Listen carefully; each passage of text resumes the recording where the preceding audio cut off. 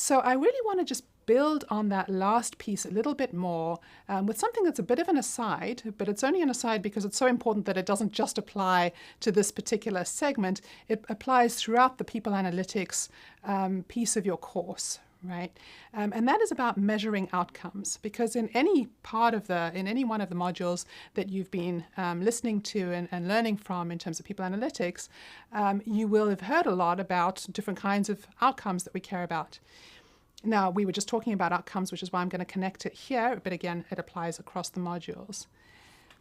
So the main message here can be summarized in a nutshell, which is basically garbage in, garbage out.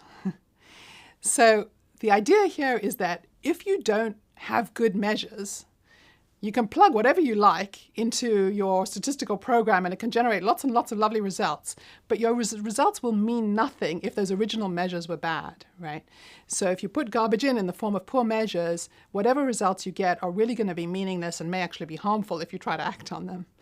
So it becomes very, very important in any form of analytics, and particularly people analytics that we're talking about today, to be able to measure your variables really well. And we're focusing here on outcome variables, although I've already talked about those network variables that we might care about and how to measure them really well. But let's think about outcome variables here, because that's going to apply again across the field of people analytics.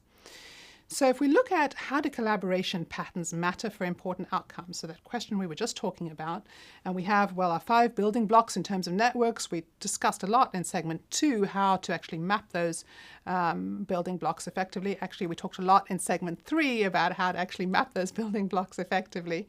Now we're going to focus on how to connect those to individual outcomes, and as we were just talking about, we're going to focus particularly on performance. Okay, so we've already discussed a little bit. We need to map network attributes, network features to performance. But what I just want to emphasize is the importance of trying to measure performance well and what that takes. Okay, so let's think about measuring performance. The question is, what is a strong measure of performance? I have just picked performance, but this could be many other things. It could be satisfaction, it could be commitment, it could be intention turnover. What's a strong measure of anything? Here we're going to use performance. There are several key criteria whenever you're trying to measure anything in order to get away from the garbage in, garbage out scenario and have really good measures that can give you really good results. The first is you have to get a measure that's at the right level of analysis. So if I'm trying to measure individual performance, I have to make sure that what I'm measuring in terms of performance is actually an individual performance measure. It's not something that was generated by the whole unit or the whole group and the individual didn't really have that much control over it. It needs to be at the right level of analysis if I'm trying to measure individual performance. The second and third criteria are reliability and validity. And if you've taken any measurement type courses or been involved in this field at all, you'll have heard of reliability and validity. Reliability means, are your assessments, are your measures consistent? And that might mean over time, and it might mean across raters or across people that are taking the measures. The other third criteria here is validity, which means, are the assessments accurate? So are your measures accurate? Are they measuring what they're actually supposed to measure? Okay, so if you're measuring performance in terms of reliability, you need to say, well, if I measure this person's performance in the morning, and I happen to, look at how well they're performing in the morning, am I going to get the same result if I measure their performance in the late afternoon? Because if not, it's not a very reliable measure of their performance, right? Maybe it's their typing speed, right? So if their typing speed in the morning is different from their typing speed in the afternoon, it's not a very reliable measure. So we need measures that are consistent over time and across raters. In terms of performance, if you're looking at validity, is it actually capturing their performance? So if you're measuring typing speed, is that an aspect of the performance that's actually important and relevant to the task, right? Or are you actually trying to measure something about how good they are at writing? And typing speed is really not a very good measure of that. So when we talk about reliability and validity, we often use this kind of bullseye motif. And it's helpful just for understanding the difference between them. So something that's reliable, again, has to be consistent over time or across raters. In other words, you're hitting the same spot on the bullseye over and over again. That makes it reliable, but it doesn't necessarily make it valid, right? For something to be valid, you need to be hitting the bullseye, right? Or you need to be sort of equally distributed around the bullseye. So there's no sort of bias in the way where you're hitting the target. So a measure that's valid but not reliable will be sort of hitting, it's equally distributed around the bullseye, but it's not very reliable. You're hitting different points all the time.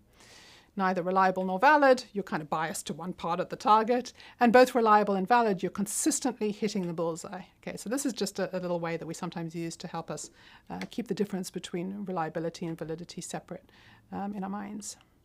But going back to these criteria for measuring performance, so it has to be the right level of analysis, has to be reliable, has to be valid. The next three criteria has to be comparable. So, if you're measuring performance across lots of people or across lots of units or lots of teams, say, you need a measure that's comparable for all those people. You can't measure everybody on different criteria, right? It needs to be comparable. It needs to be comprehensive. In other words, you need to have that measure for everybody whose performance you're trying to measure.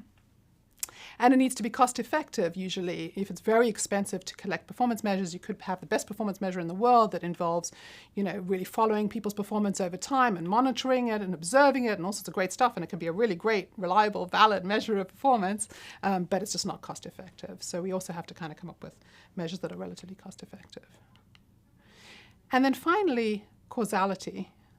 So in terms of causality, a measure of performance, if you want it to be an outcome variable, you have to be able to make a plausible claim, a plausible argument for why it is actually an outcome variable. In other words, for why something else causes that outcome variable. Now, I'm not going to go into that in more detail here. It's a very big and a very important topic. If you want to claim that this kind of network configuration or this kind of career path, for example, affects your performance, you need to be able to make causal claims. The topic of causal claims is going to be covered in much more depth by Matthew Bidwell in his module, where he'll talk much more about causality. So that's all I'm going to say about it here. Other than that, it's a really big and important issue. Okay, so when we have these criteria for what's a strong measure of performance, and we're thinking about what is the sets of network attributes that predict an individual outcome like performance, again, lots of different performance measures we could be choosing between, but we want to use these criteria to help us decide which are good. Is sales per quarter a good measure of performance? Well, sales per quarter may not be at the right level of analysis if it's the whole unit or the whole team and you're trying to measure individual outcomes. If it's a whole team that produces sales, it's not so good. Cost savings, same thing. Maybe cost savings are a result of decisions that are taken somewhere else in the organization and not really a good measure of individual performance. Self-reported ratings, we sometimes have to rely on in surveys, people measuring their own performance. We know there's a lot of problems with self-reported ratings. They tend to be very reliable or valid. Manager-reported ratings might be better, but there can be problems of bias there too. May not be very cost-effective to collect that kind of data. May not be very comparable across managers. Measures like bonuses often capture something quite different in terms of the bonus pool, for example, and don't really capture performance. So again, there's a measure of validity there. So any measure of performance that you can get is going to have some problems, but understanding what those are and trying to apply these criteria for what's a strong measure of performance or a strong measure of any outcome that you care about is going to be critical to avoiding that garbage in, garbage out kind of trap. Okay, if the measure is poor in the first place, the results are going to be you can't trust them. It's not worth it. You've got to have good measures going in. So the role of people analytics again. People analytics is a data-driven approach to managing people at work. And again, this applies across all the modules here. Collecting and analyzing high-quality data is absolutely critical. If you don't have good data, none of the rest of it's going to matter at all. Got to have good data. So we have now had a chance to think about how to evaluate collaboration networks in terms of how can we compare collaboration attributes and how collaboration features of the network across people, and how can we map that and connect that to outcomes that we might care about, like their individual performance. In our last segment, we're going to think about how can we intervene to make changes in collaboration networks based on the kind of data that we've collected and analyzed.